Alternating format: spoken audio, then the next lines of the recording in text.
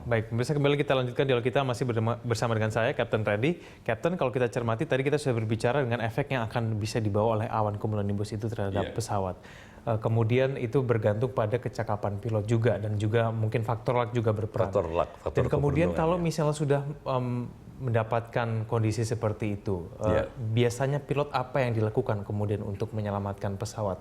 Seberapa maksimal yang akan dia lakukan? Ada SOP, Standard Operating Procedure dari pilot sebelum memasuki cuaca buruk. Yang pertama, diikat semuanya, seatbelt on. Semua kabin dikasih tahu, seatbelt on. Pramugarinya akan memberitahu penumpang. Karena cuaca yang kurang baik, kami persilakan Anda menggunakan tali pengikat kortik. Satu. Kedua, kabin krunya dikasih tahu, ini turbulensinya akan 10 menit, 15 menit. Jangan ada yang surfing, duduk semuanya. Seatbelt on, galley-nya dimasukkan, jadi semuanya aman di kabin. Nggak ada yang, kalau turbulensi nggak ada yang berterbangan di kabin. Pesawatnya kita persiapkan. Ignition on. Ignition itu, pesawat jet itu kayak mesin diesel. Sekali dia hidup, dia tidak akan mati manakala masih ada udara, masih ada panas, masih ada bahan bakar. Dia bisa menjadi mati manakala salah satu dari tiga ini terpotong. Karena turbulensi, udaranya terpotong.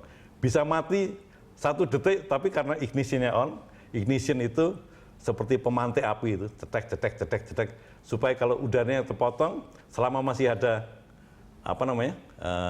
bahan bakar, ada apinya lagi, dia nyala lagi gitu, nggak jadi mati. Itu ignition on. Kecepatannya dikurangi. Seperti kita naik mobil, tahu jalanan di depan akan jalanan rusak. Kita tetap 100 km per jam atau kurangin jadi 60. Kita tentunya kurangin. Demikian juga pesawat Airbus ini ada kecepatan namanya turbulence speed, ada, ikut turbulence speed. Terus kita minta izin ATC untuk menghindar kiri, menghindar kanan, engine anti-ice on, supaya mesinnya tidak tertutup es, wing anti-ice on, supaya sayapnya tidak terkena es. Karena kalau masuk ke dalam awan begitu, kalau mesinnya kena es, sehingga katakanlah tersumbat begitu, tercekik, itu mesinnya bisa mati, flame out. Gitu. Dan mesin mati itu bukan hal yang sangat ditakutin, tidak. Seperti saya selalu katakan, contoh paling hebat itu ada British Airways, kena debu galunggung, 4 mesin Boeing 747 mati di 37.000 kaki. Pesawatnya melayang turun, selama turun itu satu pilot terbang sambil minta tolong, mayday. Satunya lagi mencoba menghidupkan mesin. Satu mesin hidup di 15.000 kaki, berapa ribu kaki kemudian mesin kedua hidup. Dengan 2 mesin mendarat selamat di Bandar Udara Halim Perdana Kusuma. Dan itu bisa dilakukan manakala hanya mesinnya mati. Tapi kalau sampai structural damage, sampai struktur pesawatnya ini menjadi rusak, sayapnya patah, ekornya lepas, itu nggak ada yang bisa dilakukan. Gitu. Baik, Kapten, kalau kita cermati kembali lagi ke proses pencarian nih, Kapten. Pesawat itu sudah mengudara selama 41 menit kurang lebih, lalu kemudian dinyatakan hilang. Ada sejumlah analisis yang menyebutkan bahwa ini perkiraan pencarian harus dilakukan di antara Pulau Belitung dan Kalimantan. Tapi kemudian ada juga analisis yang menyebutkan ini mungkin masih bisa di sekitar Pulau Jawa.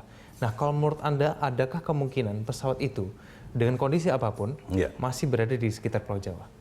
Kalau masih di sekitar Pulau Jawa, radar Air Traffic Control Jakarta akan melihat primary radarnya tadi yang blip putih tadi. Titik putihnya tetap ada. Katakanlah pesawatnya listriknya mati semua. Secondary radarnya hilang. Yang ada tulisannya QZ8501 FL320 flight level 32.000 kaki. Itu akan hilang. Tapi primary radar, katakanlah Gatot Kaca terbang diterima radar, dia akan blipnya juga akan ketahuan gitu. Akan ketahuan. Selama benda itu berada di udara. Jadi kalau benda itu berada di udara, mengarah kemana, Air Traffic Control akan tahu. Cuman kalau benda gitu cuman blip aja, ini apa ini? Pesawat apa ini? Gitu. Tapi kalau pesawat itu diberi otorisasi, oh nomormu 1, 2, 3, 4, begitu pas 1, 2, 3, 4, oh ini pesawat Garuda, ini pesawat Air Asia, ini pesawat Lion Air, bisa. Kalau di daratan itu juga pasti ketahuan gitu. Kalau mendarat di daratan begitu. Kalau mendarat di daratan tidak kelihatan radar lagi, akan nggak kelihatan. Ya, kalau katakanlah di bawah 2.000 kaki gitu akan hilang, nggak terlihat radar. Kalau dia di luar jangkauan radar ya. Tapi kalau di ketinggian 32.000 kaki kan bisa jauh. Baik, lalu Kapten, kalau kita mencermati mengenai ILT yang tidak merespon pada saat Basarnas mencari, mereka bahkan menduga mungkin ILT sudah rusak. Nah, kalau menurut Anda ini ILT kenapa tidak menyimpulkan sinyal begitu sehingga Basarnas ILT itu di pesawat Airbus 320 itu ada 5. 2 berada di kabin, 1 di kabin depan, di tempat bagasi penumpang naruh itu di atas, di depan, 1-nya lagi di belakang, di atas kursi penumpang belakang, sama juga di tempat itu 2 di dalam kabin, 1 lagi di pintu kargo, 2 lagi nempel di black box. Black box itu ada 2, flight data recorder dan cockpit voice recorder. Warnanya oranye tapi orang bilangnya black box. Jadi 2 di situ, 1 di pintu kargo, 2 dalam kabin, ada 5. Kok bisa-bisanya nggak kedengeran? Analisa saya, mohon maaf lagi sekali lagi, kalau pesawatnya menghunjam ke air dengan sudut yang tepat, seperti orang ikut loncat indah gitu, masuk ke airnya kan gitu. Enggak seperti saya kalau masuk ke air kan cepok gitu. Itu dengan sudut yang tepat, pesawat bodinya masih utuh, walaupun sayapnya mungkin lepas, ekornya, tapi bodinya utuh, jelep masuk ke air, sehingga meskipun ILT itu energize, menjadi hidup, karena masih terbungkus oleh badan pesawat, nggak ada sinyal yang keluar. Seperti kita memakai handphone ada di dalam basement, di dalam lift, nggak bisa kita memakai handphone. Baik, ini terakhir, Kapten, sebelum kita menutup dialog kita. Lalu kemudian kenapa pesawat itu kalau misal memang masuk ke dalam air, kenapa tidak mengapung? Kenapa tidak terlihat sama sekali dalam pencarian selama sehari? Laut Jawa itu tidak terlalu dalam, antara 50 sampai 200 meter yang paling dalam. Dan di dalam air itu biasanya lumpur. Katakanlah, ini saya hanya berandai-andai. Kebetulan ketemu yang airnya yang cuma 50 meter. Kalau dia vertikal jatuh dari katakanlah sudut yang tepat tadi, masuk ke lumpur, membutuhkan waktu agak lama untuk bisa naik ke atas. Memang nanti akan ketemu ujung sayap itu dari komposit, dia akan ngapung. Ekor itu dari komposit, dia akan ngapung. Sebagian dari bagasi mungkin atau pintu pesawat itu akan ngapung karena terbuat dari komposit. Nah, itu membutuhkan waktu. Kemarin saya prediksi setelah 24 jam akan mulai ngapung.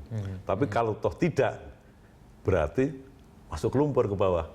Mohon maaf, itu saya hanya membuat suatu analisa untuk diri saya sendiri. Baik, Kapten Pilot Randy Sasmita, kita semua berharap semoga kita mendapatkan informasi lebih lengkap lagi dari Basarnas. Semoga paling tidak keluarga juga mendapatkan data yang lebih lengkap lagi untuk kita bisa menyimpulkan apa yang sebetulnya terjadi pada pesawat KZ-8501. Terima kasih, kita Kapten. hanya harus bersabar. Iya, betul. Terima kasih, Kapten, telah bergabung bersama kami. Selamat siang, Kapten.